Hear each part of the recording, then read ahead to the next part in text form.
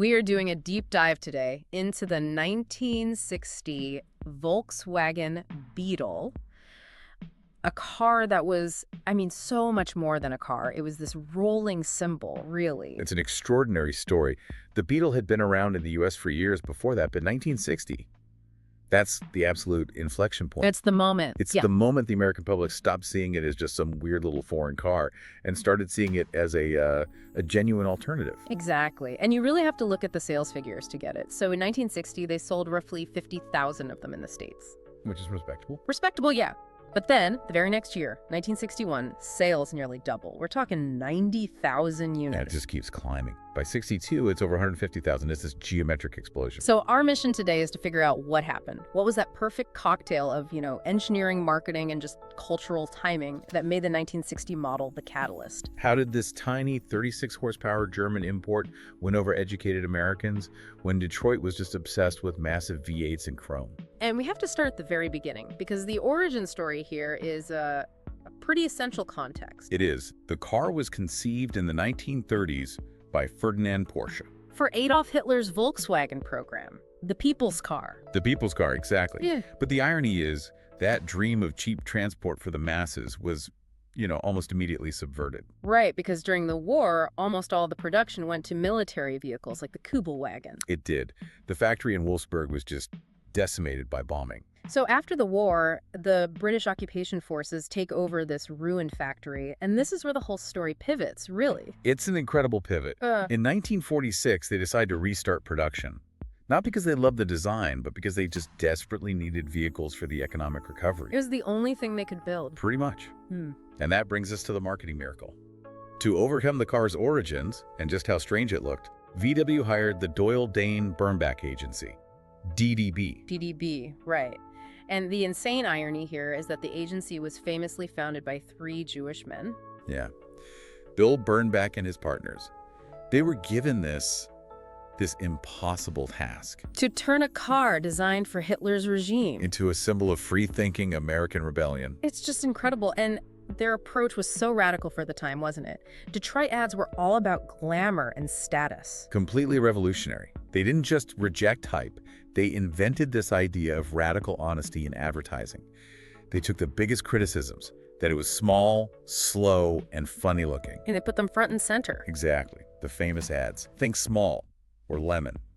They actually called their own car a lemon in an ad. They did. They used lines like, it's ugly, it's noisy, it's slow, and this just completely disarmed people who were so tired of Detroit's false promises. It appealed to your intellect, not just your ego. And the genius was that the honesty in the ads perfectly reflected the honesty in the engineering. Okay, so let's get into the machine itself. The simple genius of it. What was actually powering this thing? Okay, so under that little rear engine cover, you had an 1192cc air-cooled flat-4 engine. We're talking about a pretty modest 40 horsepower. 40 horsepower. That sounds just hopeless in 1960. But that choice air cooling, that seems like the core of its whole design philosophy. It's all about reliability. Air cooling meant no radiator, no coolant, no water pump. And the big one, no head gaskets to blow. Fewer things to break. Way fewer things to break. Just built this legendary reputation for starting every single time. And what about the fuel it used? That's another key point. It had a very low compression ratio, about 7.0 to 1. Yeah. American cars were pushing 8.5, 9.0 to 1. So less power, but A much greater engine longevity. And you could run it on the absolute cheapest gas you could find. It sipped it. So performance was definitely not the selling point. 0 to 60 was something like 30 seconds. Yeah, you had to plan your on-ramps pretty carefully. But it wasn't competing with a Corvette. The Ford Falcon, its direct competitor, took 25 to 30 seconds for the same run. The Corvair was a bit quicker, so it was slow, but not a total outlier. And the trade-off was that fuel economy. We're talking 28, maybe 32 miles per gallon on the highway. Unheard of. It made you feel smart. It made you feel responsible. And that feeling was reinforced because VW was actually listening to its customers. Which brings us to those specific, crucial upgrades for the 1960 model. This is the watershed moment. They didn't change the look, but they fixed all these little pain points. Let's start with my favorite one, the windshield washer. Ah, yes. The spare tire washer. It's just brilliantly simple. So before 1960, they just didn't have them. No washers, which was a real problem on dusty American roads. So for 1960, they add a system that uses air pressure from the spare tire to spray the fluid. You're kidding. So you had to keep your spare tire overinflated to make it work. That's right. It's weird, but it solved the problem with zero added complexity. No electric pump to fail. It was that kind of thinking that won people over. They also got rid of those, what were they called? The semaphore turn signals, the little arms that popped out. Yes, finally. For the American market, they installed proper, amber, flashing turn signals. The semaphores were just baffling to U.S. drivers. Okay, and what about the generator upgrade? It went from 26.5 amps to 30 amps. Why was that a big deal? It's critical in the American context. Drivers here expected a radio, maybe a fan. The original 6-volt system was famously weak. Dim headlights. Very dim headlights. Bumping it to 30 amps meant better battery charging and brighter lights. It made the car feel a little less primitive. They also made it more practical. The trunk space increased by 65%. That's a huge deal. A huge deal. And they added some key safety and handling features. A padded sun visor, a recessed steering wheel that could collapse in a crash, Which was way ahead of its time. and a steering damper. It helped reduce that notorious shimmy you'd get from the light front end at highway speeds. So it's a clear pattern. The car isn't faster, it doesn't look different, but it's just infinitely more usable for an American commuter. Exactly. These were real engineering fixes, not styling gimmicks. And the result was this legendary reliability. These engines would go 60, 80, 90,000 miles before a major overhaul. Which was exceptional for the time. And it really launched this whole DIY culture, didn't it? It taught a generation how to work on cars. The parts were dirt cheap and you could find them anywhere. It kept the cost of ownership incredibly low. Okay, but we have to be honest. As clever as it was, the car was deeply flawed. Oh, deeply. You have to understand the flaws to really appreciate the devotion. For starters, 40 horsepower is, well, it's slow. Merging onto a highway must have been terrifying. It required absolute concentration. And if you put a few people in the car, performance just fell off a cliff, especially going uphill. And climate control. What was it like driving one of these through a real winter? Miserable. Just miserable. The heater was famously weak. It just diverted a little hot air from the engine into the cabin. And you'd get that faint smell of hot oil. Always. The defroster was useless. And there was absolutely no air conditioning available. A summer in the South was an ordeal. Then there are the brakes. Four-wheel drums, no power assist. You had to sandal them. And they were prone to fading on long downhills.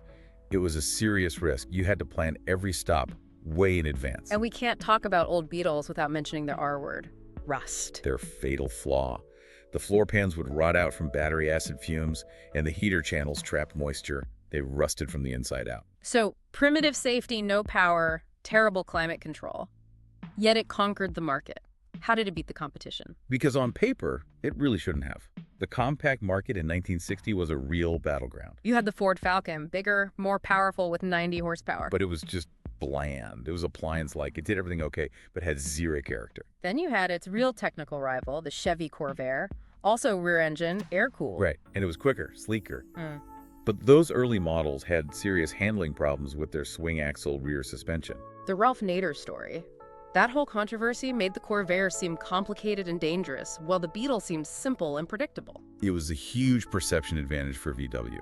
Then you had the Plymouth Valiant, the muscle car of the group, with over 100 horsepower. But it was a gas guzzler. It completely missed the point of an economy car. And finally, there was the Austin Morris Mini.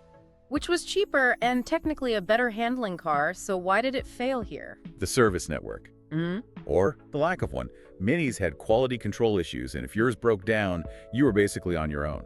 VW had spent a decade building up a fantastic dealer and parts network. So the Beetle didn't win on specs. It won because it combined that low price, $1,565 with honest advertising, proven reliability, and those key 1960 upgrades. And that powerful cultural resonance, it was the ultimate anti-status symbol.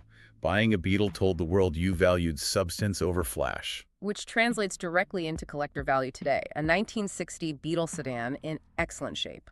What's that going for now? You're looking at anywhere from $20,000 to nearly $27,000. And the convertible cabriolet is a whole different level. Those can command $40,000 to $60,000. We've seen documented sales just shy of 60 grand. And why is 1960 considered such a sweet spot for collectors? Because it's the perfect bridge year. You get the pure, early classic styling, the small windows, the curved windshield, but with all those crucial usability upgrades we talked about. Better signals, the washers. Exactly. It's the best of both worlds. The 49 to 67 Beetles, as a group, have appreciated over 80% in the last 5 years, and the 1960 is right at the heart of that. And for anyone who owns one today, the driving experience is just, it's immersive. It is. No power steering, no power brakes. You feel everything. You are forced to be present. It's a relationship with a machine. And it's a pretty affordable relationship to maintain, right? Very. A full restoration is a fraction of what it would cost for a contemporary American car, and you can still get almost any part you need. And it creates this incredible community. Owners see the car as having a personality. It's not just transportation. So when we step back, 1960 really is the year that American car culture started to question itself. Started to question if bigger was always better. The Beetle gave the counterculture its wheels. It proved that simplicity and honesty could actually win. Its legacy wasn't just about miles per gallon, it was about identity. And that raises a really interesting question for you for today. Go on. In a world that's just drowning in complex, software-driven products, what modern tool or device is succeeding not by adding more features, but by championing radical honesty and simplicity? What's the thing that's challenging us by offering less that is truly more? That is something to mull over, a provocative thought. It is. Well, thank you for joining us for this deep dive into the little car that really did change everything.